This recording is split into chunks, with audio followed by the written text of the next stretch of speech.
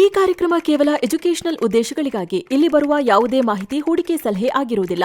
ಷೇರು ಮಾರುಕಟ್ಟೆ ಮತ್ತು ಇಕ್ವಿಟಿ ಸಂಬಂಧಿತ ಹೂಡಿಕೆಗಳು ಮಾರ್ಕೆಟ್ ರಿಸ್ಕ್ ಒಳಗೊಂಡಿರುತ್ತವೆ. ಹೂಡಿಕೆ ಮಾಡುವ ಮುನ್ನ ಸಂಪೂರ್ಣ ಅಧ್ಯಯನ ಮಾಡಿ ವಿವೇಚನೆ ಬಳಸಿ ಹೂಡಿಕೆ ಮಾಡಿ.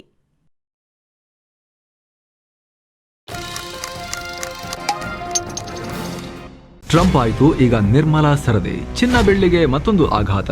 ನಮಸ್ಕಾರ ಸ್ನೇಹಿತರೆ, ಮಾರ್ಕೆಟ್ನಲ್ಲಿ ಇವಾಗ ಏನಾಗ್ತಿದೆ ಅಂತ ನಾವು ನೋಡ್ತಾ ಇದ್ದೀವಿ. ಅಮೆರಿಕದಲ್ಲಿ ಕೆವಿನ್ ವಾರ್ಷ್ ಬರ್ತಾ ಇದ್ದಾರೆ, ಡಾಲರ್ ಸ್ಟ್ರಾಂಗ್ ಆಗುತ್ತೆ ಅನ್ನೋ ಒಂದೇ ಒಂದು ಸುದ್ದಿಗೆ ಚಿನ್ನ ಬೆಳ್ಳಿ ಪಲ್ಟಿ ಹೊಡಿತಾ ಇವೆ. ಇನ್ವೆಸ್ಟರ್ಸ್ ಇನ್ನೂ ಆ ಶಾಕ್ನಿಂದ ಆಚೆ ಬಂದಿಲ್ಲ. ಅಪ್ಪ ಸಾಕು, ಇನ್ನಷ್ಟು ಬೀಳುತ್ತೆ, ಇಲ್ಲಿಗೆ ನಿಲ್ಲುತ್ತಾ ಅಂತ ಕೇಳ್ತಿದ್ದಾರೆ ಯಾರು ಆಲ್ರೆಡಿ ತಗೊಂಡಿರೋರು, ಎಸ್ಪೆಷಲಿ ದುಬಾರಿ ಬೆಲೆಗೆ ಸಾಲ ಎಲ್ಲ ಮಾಡಿ ಲಂಸಮಲ್ಲಿ ಹೂಡಿಕೆ ಮಾಡಿರೋರು. SIP ಹೂಡಿಕೆದಾರರಿಗೆ ತಿಂಗಳಿಗೆ 5,000 2,000 ಶಿಸ್ತಲ್ಲಿ ಬಿದ್ದಾಗಲೂ ಹಾಕ್ತಾ ಹೋಗ್ತೀನಿ, ಏರ್ದಾಗಲೂ ಹಾಕ್ತಾ ಹೋಗ್ತೀನಿ. ಅವ್ರಿಗೇನು ಅಷ್ಟು ಚಿಂತೆ ಇಲ್ಲ, ಅವ್ರಿಗೆ ಅಪಾರ್ಚುನಿಟಿ ಥರ ಇದು ಬೀಳೋದೆಲ್ಲ. ಕಮ್ಮಿ ದುಡ್ಡಿಗೆ ಜಾಸ್ತಿ ಗ್ರಾಮ್ಸ್ ತೊಗೊಳಕ್ಕೆ. ಹಾಗೆ ಮನೇಲಿ ಮದುವೆ ಇದೆ, ಮನೆ ಒಕ್ಕಲಿದೆ, ಅಲ್ಲಿಗೆಲ್ಲ ನಮಗೆ ಸ್ವಲ್ಪ ಚಿನ್ನ ಬೆಳ್ಳಿ ತಗೊಳ್ಳೋದಿದೆ ಅನ್ನೋರಿಗೂ ಕೂಡ ಅಪ್ಪ ಕಡೆಗೂ ಕೆಳಗೆ ಬಂತಲ್ಲ ಅನ್ನೋ ಸಮಾಧಾನ ಇದೆ. ಯಾರೆಲ್ಲ ಕುರಿ ಮಂದೆ ರೀತಿ ಹಿಂದೆ ಹೋಗಿದ್ರು, 3.5 ಲಕ್ಷ ಆದರೂ ಓಕೆ ತಗೊಳ್ತೀನಿ, 4 ಲಕ್ಷ ಆದರೂ ತಗೊಳ್ತೀನಿ ಅಂತ ಹೋಗಿ ನಮ್ಮ ಕೊಲೀಗ್ ಫ್ರೆಂಡ್ ನನಗೆ ಲಾಸ್ಟ್ ವೀಡಿಯೋದಲ್ಲೂ ಹೇಳಿದ್ದೆ, ಸಾಲ ಮಾಡಿ ತಂದು ಹಾಕಿದ್ರಂತೆ. ಸಾಲ ಮಾಡಿ ಜಾಸ್ತಿ ಆಗೋದ ಲೆಕ್ಕದಲ್ಲಿ ಈಗ ತಲೆ ಚಚ್ಕೊಳ್ತಾ ಇದ್ದಾರೆ, ಏನು ಮಾಡೋದು ಅಂತ. ಇನ್ನೊಬ್ಬರು ನಮ್ಮಲ್ಲಿ ಫಿನಾನ್ಸ್ ಮ್ಯಾನೇಜ್ ಮಾಡ್ತಾರೊಬ್ಬರು, ಅವ್ರದ್ದು ಫ್ರೆಂಡ್ ಒಬ್ಬರು, ಇವರ ಅಡ್ವೈಸ್ ಮೀರಿಬಿಟ್ಟು ಅವರು 4 kg ಫಿಸಿಕಲ್ ಸಿಲ್ವರ್ ತೊಗೊಂಡಿದ್ರಂತೆ ಸ್ನೇಹಿತರೆ. 4 kg 280 290 ಇದ್ದಾಗ ಭಾಳ ಖುಷಿಯಾಗಿತ್ತು ಅವ್ರಿಗೆ 4ಗೆ ಹೋದಾಗ. ಇವಾಗ ಬಿತ್ತಲ್ಲ ಅಂತ ಮಾರಕ್ಕೆ ಹೋಗ್ತಿದ್ದಾರೆ. ಅಷ್ಟು ಲಾರ್ಜ್ ಕ್ವಾಂಟಿಟಿಯಲ್ಲಿ ಫಿಸಿಕಲ್ ಸಿಲ್ವರ್ ತಗೊಳ್ಳೋರೇ ರೆಡಿ ಇಲ್ವಂತೆ, ಬೈ ಮಾಡೋಕ್ಕೆ ಯಾರು ಮುಂದಾಗ್ತಿಲ್ವಂತೆ. ಇದೇನಂದರೆ ಜಸ್ಟ್ ಗ್ಲಿಮ್ಸಸ್ ಇವು.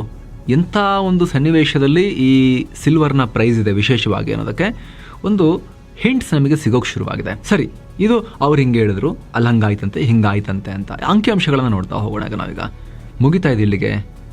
ಇದು ಜಸ್ಟ್ ಟ್ರೇಲರ್ ಇರಬಹುದು ಅಂತ ತಜ್ಞರು ಹೇಳ್ತಾ ಇದ್ದಾರೆ, ಪಿಕ್ಚರ್ ಇನ್ನೂ ಬಾಕಿ ಇದೆ ಅಂತ. ಯಾಕಂದರೆ ಫೆಬ್ರವರಿ 1 ನಮ್ಮ ದೇಶದ ಬಜೆಟ್ ದಿನ. ಒಂದು ಕಡೆ ಅಮೆರಿಕದ ಹೊಡೆತ, ಇನ್ನೊಂದು ಕಡೆ ನಮ್ಮ ನಿರ್ಮಲಾ ಮೇಡಮ್ ಅವರು ಹಣಕಾಸು ಮಂತ್ರಿಗಳು ಬಜೆಟ್ ಮಂಡಿಸ್ತಾ ಇದ್ದಾರೆ. ಅವರ ಕೈಯಲ್ಲಿರೋ ಆ ಕೆಂಪು ಬ್ಯಾಗ್ ಒಳಗಡೆ ಚಿನ್ನದ ಹೂಡಿಕೆದಾರರಿಗೆ, ಬೆಳ್ಳಿ ಹೂಡಿಕೆದಾರರಿಗೆ ಲಾಟ್ರಿ ಇದೆಯಾ ಅಥವಾ ಆಟಮ್ ಬಾಂಬ್ ಇದೆಯಾ? ಯಾಕೆ ಈ ಮಾತನ್ನು ಕೇಳ್ತಾ ಇದ್ದೀವಿ ಅಂದರೆ, ಮಾರ್ಕೆಟ್ನಲ್ಲಿ ಒಂದು ಬಲವಾದ ಸುದ್ದಿ ಓಡಾಡ್ತಾ ಇದೆ. ಅದೇ ಇಂಪೋರ್ಟ್ ಡ್ಯೂಟಿ ಕಟ್. ಒಂದು ವೇಳೆ ಬಜೆಟ್ನಲ್ಲಿ ಸರ್ಕಾರ ಈ ನಿರ್ಧಾರ ತಗೊಂಡ್ರೆ, ಈಗ ಆಲ್ರೆಡಿ ಪಾತಾಳಕ್ಕೆ ಬಿದ್ದಿರೋ ಚಿನ್ನದ ರೇಟ್, ಪಾತಾಳದ ಕೆಳಗಿನ್ನೊಂದು ಯಾವುದಾದ್ರೂ ಪಾತಾಳ ಇದೆಯಾ ಅಂತ ಹುಡುಕೋದು ಗ್ಯಾರಂಟಿ. ಯಾಕೆ? ಅದು ಯಾಕೆ? ಏನಾಗಬಹುದು? ಅಸಲಿಗೆ ಬಜೆಟ್ನಲ್ಲಿ ಏನು ನಡಿಬೋದು? ಟೆಕ್ನಿಕಲ್ ಚಾರ್ಟ್ಸ್ ಪ್ರಕಾರ ಚಿನ್ನಕ್ಕೆ ಲಕ್ಷ್ಮಣ ರೇಖೆ ಏನು? ಬೆಳ್ಳಿ ಕಥೆ ಏನು? ಚೀನಾ ಸೈಲೆಂಟಾಗಿ ಏನು ಮಾಡ್ತಾ ಇದೆ? ಬನ್ನಿ ಡೇಟಾ ಇಟ್ಕೊಂಡು ಅನಲೈಸ್ ಮಾಡ್ತಾ ಹೋಗೋಣ. ನಾವು ಹೂಡಿಕೆ ಸಲಹೆಗಾರರಲ್ಲ, ಯಾವತ್ತೂ ಹೂಡಿಕೆ ಸಲಹೆ ಕೊಡಲ್ಲ. ಇದು ನಾಲೆಜ್ ಕಮ್ಯುನಿಟಿ ಮಸ್ತ್ ಮಗ ಚಾನಲ್, ಅಂದರೆ ಇದು ನಾಲೆಜ್ ಪರ್ಪಸ್ ಮಾತ್ರ. ನಾವು 1 ವರ್ಷದಿಂದ ಎಜುಕೇಟ್ ಮಾಡೋ ಪ್ರಯತ್ನ ನಡೆಸ್ತಾನೇ ಇದ್ವಿ ಇದಕ್ಕೆ ಸಂಬಂಧಪಟ್ಟಂತೆ. ಬಯಸ್ಕೊಂಡ್ವಿ ಕೂಡ ಆ ಟೈಮ್ನಲ್ಲಿ. ನಿಜ ಏನಾಗುತ್ತೆ, ಕೆಲವೊಂದು ಸಲ ನಾವೇನು ಇನ್ವೆಸ್ಟ್ಮೆಂಟ್ ಅಡ್ವೈಸರ್ಸಾ ಅಲ್ಲ, ನಾವು ಮಾಹಿತಿಯನ್ನು ಕೊಡ್ಬೋದು, ತಜ್ಞರು ಏನು ಹೇಳ್ತಿದ್ದಾರೆ ಅಂತ ಹೇಳ್ಬೋದು, ಒಂದಷ್ಟು ಪಾಯಿಂಟ್ಸ್ ಇಟ್ಕೊಂಡು ವಿಶ್ಲೇಷಣೆ ಮಾಡ್ಬೋದು. ಎಕ್ಸಾಕ್ಟ್ ಯಾರಿಗೂ ಪ್ರಿಡಿಕ್ಟ್ ಮಾಡೋಕ್ಕಾಗಲ್ಲ, ತಜ್ಞರಿಗೂ ಕೂಡ ಆಗೋದಿಲ್ಲ. ನಾವು ಆ ರೀತಿಯೆಲ್ಲ ಹೇಳಿದ ನಂತರ ಕೂಡ ಒಂದಷ್ಟು ಮೇಲಕ್ಕೆ ಹೋಗಿತ್ತು ಸ್ನೇಹಿತರೆ, ಮಾಹಿತಿ ಕೊಟ್ಟ ನಂತರ ಕೂಡ ಒಂದಷ್ಟು ಮೇಲಕ್ಕೆ ಹೋಗಿತ್ತು. ಅವಾಗೆಲ್ಲ ಬಯಸ್ಕೊಳ್ಬೇಕಾಗೂ ಬಂದಿತ್ತು. ಹಾಗಂತ ಇನ್ಮೇಲೆ ಬರೀ ಬೀಳ್ತಾನೇ ಹೋಗುತ್ತೆ ಅಂತಲೂ ನಾವು ಹೇಳ್ತಾ ಇಲ್ಲ.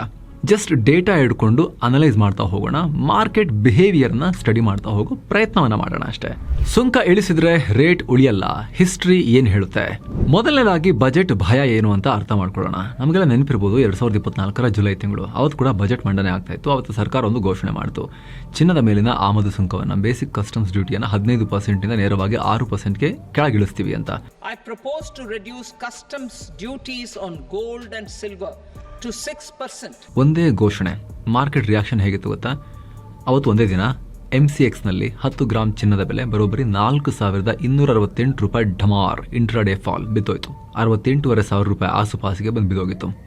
ಯಾರೆಲ್ಲ ಹೈ ರೇಟ್ ಕೊಟ್ಟು ಚಿನ್ನ ತಗೊಂಡಿದ್ರು, ಒಂದೇ ದಿನದಲ್ಲಿ ಅವರ ಪೋರ್ಟ್ಫೋಲಿಯೋ ರೆಡ್ ಆಗಿತ್ತು. ಈಗ 2026 ಫೆಬ್ರವರಿ 1 ಸೇಮ್ ಸಿನಾರಿಯೋ ಇದೆ. ಏನು? ಬಜೆಟ್ ಮಂಡನೆ ಇದೆ.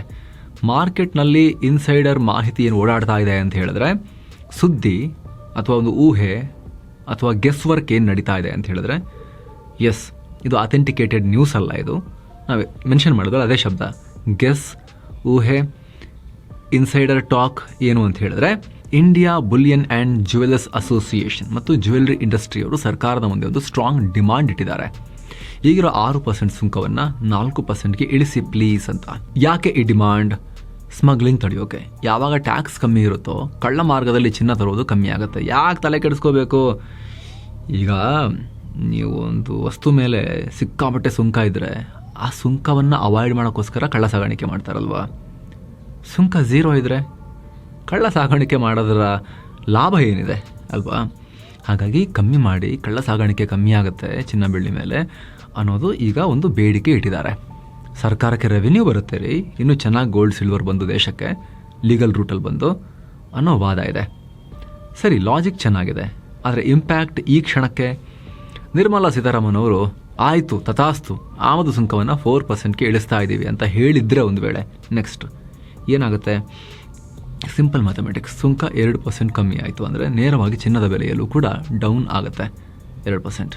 ಈಗ ಆಲ್ರೆಡಿ ಅಮೆರಿಕದ ಕೆವಿನ್ ವಾರ್ಷ್ ಎಫೆಕ್ಟ್ನಿಂದ ಮಾರ್ಕೆಟ್ ವೀಕ್ ಆಗಿದೆ ಗೋಲ್ಡ್ ಆ್ಯಂಡ್ ಸಿಲ್ವರ್ದು. ಅದ್ರ ಜೊತೆಗೆ ಈ ಬಜೆಟ್ ಎಫೆಕ್ಟ್ ಕೂಡ ಸೇರಿದ್ರೆ ಇದನ್ನು ನಾವು ಡಬಲ್ ಎಂಜಿನ್ ಡಿಸಾಸ್ಟರ್ ಅಂತ ಹೇಳ್ಬೋದು. ಸೊ ಫೆಬ್ರವರಿ 1 ಬೆಳಿಗ್ಗೆ 11 ಗಂಟೆವರೆಗೂ ಕೂಡ ಚಿನ್ನ ಬೆಳ್ಳಿ ಹೂಡಿಕೆದಾರರ ಎದೆ ಬಡಿತ, ಅದು ಕೂಡ ನಿನ್ನೆ ಮೊನ್ನೆ ಲಾಸ್ಟ್ 1 ತಿಂಗಳು 2 ತಿಂಗಳಲ್ಲಿ ಹಾಕಿದವ್ರದ್ದು ಎದೆ ಬಡಿತ ಜೋರಾಗಿರೋದ್ರಲ್ಲಿ ಅನುಮಾನ ಬೇಡ. ಇನ್ನೂ ಎಷ್ಟು ಬೀಳುತ್ತೆ? ಚಾರ್ಟ್ಸ್ ಹೇಳ್ತಿರೋ ಸತ್ಯವೇನೋ? ಇದು ಬಜೆಟ್ ಮಾತು. ಎಮೋಷನ್ಸ್ ಬಿಟ್ಟು ಈಗ ಪ್ಯೂರ್ ಡೇಟಾ ನೋಡೋಣ. ಟೆಕ್ನಿಕಲ್ ಅನಾಲಿಸಿಸ್ ಪ್ರಕಾರ ಚಿನ್ನದ ಓಟ ಎಲ್ಲಿಗೆ ಬಂದು ನಿಲ್ಲಬಹುದು ಅಂತ. ಶುಕ್ರವಾರದ ಭಾರಿ ಕುಸಿತದ ನಂತರ ಸದ್ಯಕ್ಕೆ MCXನಲ್ಲಿ ಗೋಲ್ಡ್ ರೇಟ್ ಬೇರೆ ಬೇರೆ ಕಾಂಟ್ರಾಕ್ಟ್ಗಳಲ್ಲಿ ಸುಮಾರು 1.60 ಲ್ಯಾಕ್ ಅಂದರೆ 1,60,000ದಿಂದ 1,64,000 ರೂಪಾಯಿ ರೇಂಜ್ನಲ್ಲಿದೆ 10 ಗ್ರಾಮ್ಗೆ. ಇಲ್ಲಿಂದ ಕೆಳಗೆ ಮಾರ್ಕೆಟ್ಗಿರೋ ಅತಿ ದೊಡ್ಡ ಸಪೋರ್ಟ್ ಅಥವಾ ನಾವು ಕರೆಯುವ ಲಕ್ಷ್ಮಣ ರೇಖೆ ಎಲ್ಲಿದೆ? ಚಾರ್ಟ್ಸ್ ಪ್ರಕಾರ, ಈ ಕ್ಷಣದಲ್ಲಿ ಚಾರ್ಟ್ಸ್ ಪ್ರಕಾರ ಮ್ಯಾಜಿಕಲ್ ನಂಬರ್ 1,60,000. ಎಲ್ಲಿವರೆಗೂ ಚಿನ್ನದ ಬೆಲೆ 1,60,000ಕ್ಕಿಂತ ಮೇಲಿರುತ್ತೋ ಅಲ್ಲಿವರೆಗೂ ಸಣ್ಣ ಪುಟ್ಟ ಹೋಪ್ಸ್ ಇರುತ್ತೆ, ಪರವಾಗಿಲ್ಲ ಬೌನ್ಸ್ ಬ್ಯಾಕ್ ಆಗುತ್ತೆ ಅನ್ನೋದು.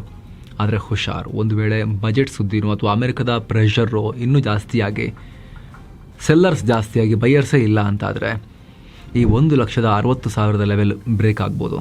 ಆಗ ಮಾರ್ಕೆಟ್ ಫ್ರೀ ಫಾಲ್ ಮೂಡ್ಗೆ ಹೋಗ್ಬೋದು. ಆಮೇಲೆ ನೆಕ್ಸ್ಟ್ ಮೇಜರ್ ಸಪೋರ್ಟ್ ಇರೋದು ನೇರವಾಗಿ 1,50,000 ಹತ್ತಿರ ಅಂತ ತಜ್ಞರು ಹೇಳ್ತಿದ್ದಾರೆ. ಇವತ್ತಿನ ರೇಟ್ನಿಂದ ಇನ್ನೂ 10,000 ರಿಂದ 15,000 ರೂಪಾಯಿ ಕೆಳಗಡೆ ಬೀಳೋ ಚಾನ್ಸಸ್ ಇರುತ್ತೆ. ಇದು ಟೆಕ್ನಿಕಲ್ ಚಾರ್ಟ್ಸ್ ಹೇಳ್ತಿರುವಂಥ ಅಂಶ ಅಂತ ತಜ್ಞರು ಹೇಳ್ತಿದ್ದಾರೆ. ಇಷ್ಟೊಂದು ದೊಡ್ಡ ಗ್ಯಾಪ್ ಇರೋದ್ರಿಂದಲೇ ಎಕ್ಸ್ಪರ್ಟ್ಸ್ ಹೇಳ್ತಿರೋದು ಬೀಳ್ತಾ ಇರೋ ಕತ್ತಿಯನ್ನು ಹಿಡಿಯೋಕೆ ಹೋಗಬೇಡಿ ಅಂತ. ಬೀಳ್ತಾ ಇದೆ ಅಂತ ಹೇಳಿ ಇವಾಗಲೇ ಲಂಸಮ್ ಅಮೌಂಟೆಲ್ಲ ಹಿಡ್ಕೊಂಡು ಹೋಗಬೇಡಿ. SIP is fine, but lump sum ದೊಡ್ಡ ಬಲ್ಕ್ ಅಮೌಂಟ್ ತಂದು ಹಾಕ್ಬಿಡೋದು, ಮನೆ ಅಡೇಟ್ ಹಾಕ್ಬಿಡೋದು, ಸಾಲ ಮಾಡಿ ತಂದು ಹಾಕ್ಬಿಡೋದು, ಅದು ಈ ರೀತಿ ಶಾರ್ಪಾಗಿ ಬೀಳ್ತಿರೋದು ಕಷ್ಟ. ಈಗ ಚಾಕು ಎತ್ಕೋಬೇಕಂದ್ರೆ ಮೇಲಿಂದ ಯಾರು ಕ್ಯಾಚ್ ಹಾಕೋಕೆ ಹೇಳ್ತೀರಾ ನೀವು?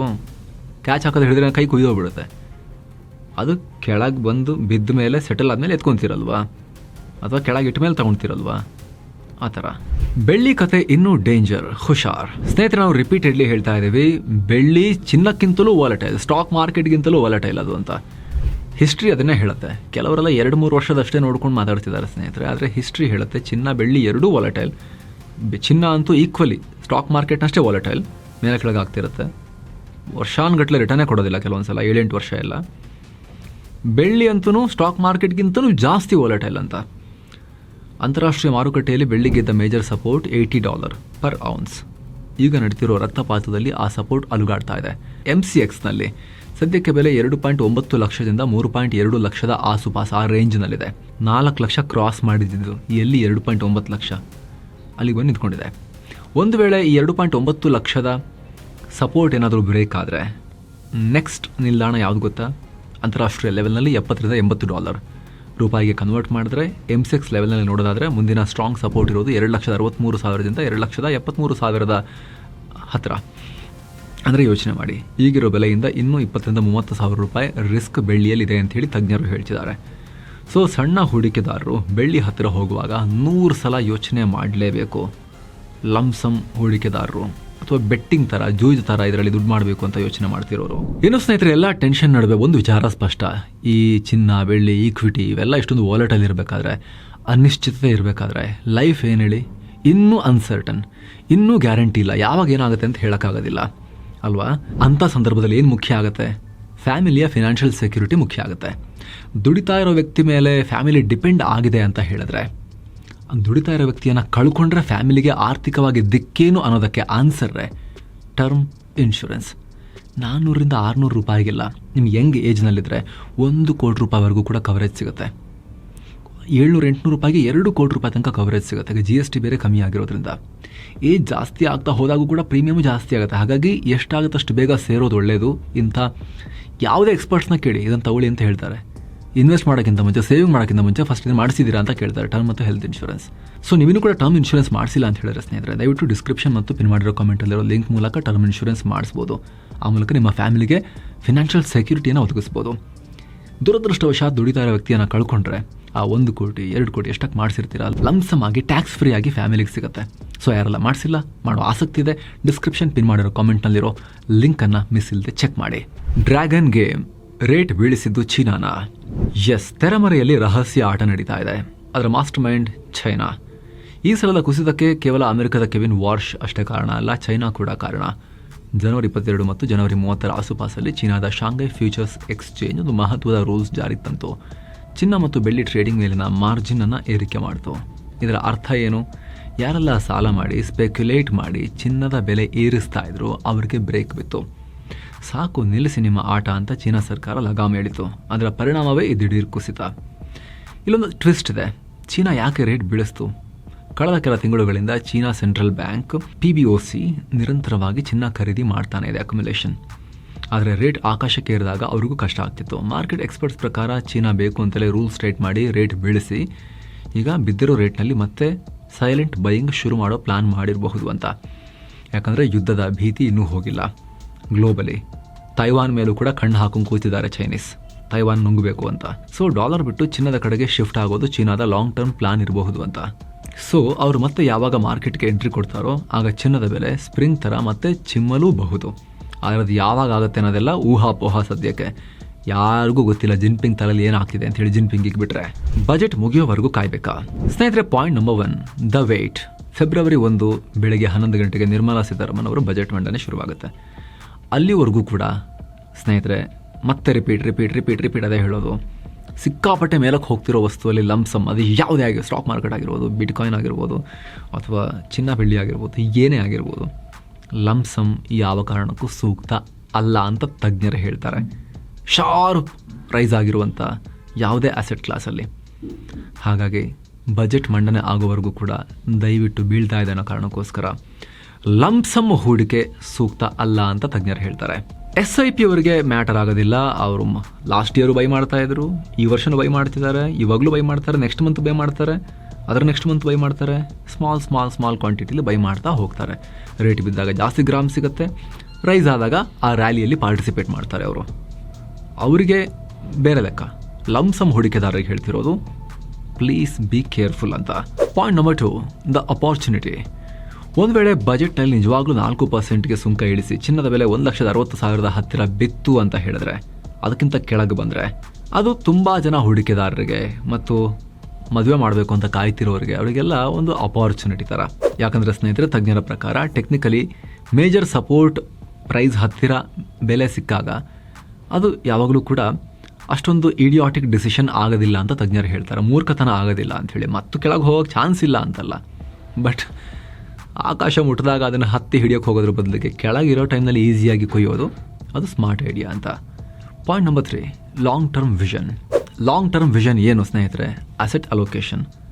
ಚಿನ್ನ ಹೋಗ್ತಾ ಇದೆ ಅಂತ ಹೇಳಿ ಫುಲ್ ಮೇಲಕ್ಕೆ ಹೋದ್ಮೇಲೆ ನೀವು ಹಾರಿ ಅದನ್ನು ಹಿಡಿಯೋಕೆ ಹೋದರೆ ಜಾರ್ ಕೆಳಗೆ ಬಿಡ್ಬೋದು. ಅದ್ರ ಬದಲು ಯಾವಾಗಲೂ ಅಸೆಟ್ ಅಲೋಕೇಶನ್ ಮಾಡಿದರೆ equity, debt, silver, gold, real estate ಎಲ್ಲದರಲ್ಲೂ ಕೂಡ ಅಸೆಟ್ ಅಲೋಕೇಶನ್ ಕರೆಕ್ಟಾಗಿ ಮೇಂಟೈನ್ ಮಾಡಿದರೆ ನೆಕ್ಸ್ಟ್ 5-10 ವರ್ಷ ದೃಷ್ಟಿಯಿಂದಲೂ ಕೂಡ ಅವರೆಲ್ಲ ಸೇಫ್. ಸ್ವಂತ ಮಾಡೋಕ್ಕೆ ಬರೋದಿಲ್ವ ನಿಮಗೆ ಇದನ್ನು?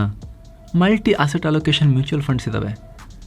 ಚಿಲ್ಲರೆ ಫೀಸ್ಗೆ 0.5%, 0.6%, 0.7% ಫೀಸ್ಗೆ ಅವ್ರು ನಿಮಗೆ ಎಕ್ಸ್ಪರ್ಟ್ ಟೀಮ್ ನಿಮ್ಮ ಫಂಡನ್ನು ಮ್ಯಾನೇಜ್ ಮಾಡ್ತಾರೆ. ಅವ್ರು ಅಲೋಕೇಟ್ ಮಾಡ್ತಾರೆ. ಮಾರ್ಕೆಟದೆಲ್ಲ ಡೈಲಿ ಫಾಲೋ ಮಾಡ್ತಿರ್ತಾರೆ. ಬೆಳ್ಳಿ ಎಷ್ಟು ತೊಗೋಬೇಕು, ಚಿನ್ನ ಎಷ್ಟು ತೊಗೋಬೇಕು, ಈಕ್ವಿಟಿಲಿ ಎಷ್ಟು ಇಡಬೇಕು, ಅದರಲ್ಲಿ ಲಾರ್ಜ್ ಕ್ಯಾಪ್ ಎಷ್ಟು ಇಡಬೇಕು, ಸ್ಮಾಲ್ ಕ್ಯಾಪ್ ಎಷ್ಟು ಇಡಬೇಕು, ಮಿಡ್ ಕ್ಯಾಪ್ ಎಷ್ಟು ಇಡಬೇಕು, ಡೆಟ್ ಅಂದರೆ FD ಥರದ ಇನ್ಸ್ಟ್ರೂಮೆಂಟಲ್ಲಿ ಎಷ್ಟು ಇಡಬೇಕು, ರೀಟ್ಸ್ ಅಂದರೆ ರಿಯಲ್ ಎಸ್ಟೇಟ್ ಅವುಗಳಲ್ಲಿ ಎಷ್ಟು ಹಾಕಬೇಕು, ಅದೆಲ್ಲ ಅವರು ಡಿಸೈಡ್ ಮಾಡ್ತಾರೆ ನಿಮ್ಮ ಪರವಾಗಿ. ಸಿಂಪಲಾಗಿ ನೀವು ಆ ಆಪ್ಷನ್ನ ಚೆಕ್ ಮಾಡ್ಬೋದು. ಇಲ್ಲ ನಾನೇ ಕಂಟ್ರೋಲ್ ಮಾಡ್ತೀನಿ ಅನ್ನೋದಾದರೆ ಚಿನ್ನ ಬೆಳ್ಳಿಯ ಮ್ಯೂಚುವಲ್ ಫಂಡ್ಗಳಿದ್ದಾವೆ. SIP ಮಾಡ್ಕೊಂಡು ಸುಮ್ಮನೆ ಆರಾಮಾಗಿ ಇದು ಬಿಡ್ಬೋದು ಅಲ್ವಾ? ರ್ಯಾಲಿಲಿ ಪಾರ್ಟಿಸಿಪೇಟು ಮಾಡ್ತೀರಿ, ಬಿದ್ದಾಗ ಕಮ್ಮಿ ಅಮೌಂಟಲ್ಲಿ ತಗೊಳ್ತಾನೆ ಇರ್ತಿಲ್ಲ, ಲಂಸಮ್ ಹಾಕಿ ಕೈ ಸುಟ್ಕೊಂಡಿರೋದಿಲ್ಲ ನೀವು ಅಲ್ವಾ? ಅದು ಬುದ್ಧಿವಂತಿಕೆಯ ಲಕ್ಷಣ ಅಂತ ಇದುವರೆಗಿನ ಪಾಠಗಳು ಹೇಳ್ತವೆ. ಇನ್ನು ಸ್ನೇಹಿತರೆ, ನಾಳೆ ಬಜೆಟ್ನಲ್ಲಿ ಚಿನ್ನಕ್ಕೆ ಪಾಸಿಟಿವ್ ನ್ಯೂಸ್ ಸಿಗುತ್ತಾ ಅಥವಾ ನೆಗೆಟಿವ್ ಶಾಕ್ ಸಿಗುತ್ತಾ ಕಾದು ನೋಡೋಣ. ಬಜೆಟ್ ಮುಗಿದ ತಕ್ಷಣ ಚಿನ್ನದ ಲೇಟೆಸ್ಟ್ ಅಪ್ಡೇಟ್ಸ್ ಮತ್ತು ಅನಾಲಿಸಿಸ್ ಜೊತೆ ಮತ್ತೆ ನಿಮ್ಮ ಮುಂದೆ ಬರ್ತೀನಿ. ಅಲ್ಲಿವರೆಗೂ ನಿಮ್ಮ ಹೂಡಿಕೆ ಸೇಫ್ ಆಗಿರಲಿ, ನೀವು ಕೂಡ ಸೇಫ್ ಆಗಿರಿ. ಜಾಸ್ತಿ ತಲೆ ಕೆಡಿಸ್ಕೊಳ್ಳೋಕೆ ಹೋಗಬೇಡಿ. ದುಡ್ಡೇ ಎಲ್ಲವೂ ಕೂಡ ಅಲ್ಲ ಜೀವನದಲ್ಲಿ. ಇಲ್ಲಿಗೆ ಟೆನ್ಷನ್ ತೊಗೊಳಕ್ಕೆ ಹೋಗಬೇಡಿ ತುಂಬ. ಇನ್ ಕೇಸ್ ಯಾರಾದರೂ 4 ಲ್ಯಾಕಲ್ಲಿ ಬೈ ಮಾಡಿದವರಿದ್ರೆ ಸ್ಟ್ರೆಸ್ ಮಾಡ್ಕೊಳಕ್ಕೆ ಹೋಗಬೇಡಿ. ನಮ್ಮ ಅಡ್ವೈಸ್. ಮನೇಲಿ ಮದುವೆ ಇದ್ದರೆ, ಗೃಹ ಪ್ರವೇಶ ಇದ್ದರೆ, ಚಿನ್ನ ತೊಗೋಬೇಕು, ಬೆಳ್ಳಿ ಸಾಮಾನು ತೊಗೋಬೇಕು ಅನ್ನೋರು ಅವ್ರಿಗೊಂದು ಅಪಾರ್ಚುನಿಟಿ ಬರ್ತಾ ಇದೆ ಅಂತ ಹೇಳಿ ಸ್ವಲ್ಪ ಟ್ರ್ಯಾಕ್ ಮಾಡ್ತಾ ಇರಿ. ಹಾಗೆ ಸ್ನೇಹಿತರೆ, ಒಂದು ಕ್ವಿಕ್ ರಿಮೈಂಡರ್, ಆಗಲೇ ಹೇಳಿದ್ವಲ್ಲ, ಟರ್ಮ್ ಇನ್ಶೂರೆನ್ಸ್ ಯಾರಿಗೆಲ್ಲ ಮಾಡೋ ಆಸಕ್ತಿ ಇದೆ, ಡಿಸ್ಕ್ರಿಪ್ಷನ್ ಮತ್ತು ಪಿನ್ ಮಾಡಿರೋ ಕಮೆಂಟನ್ನು ಮಿಸ್ ಇಲ್ಲದೆ ಚೆಕ್ ಮಾಡಿ.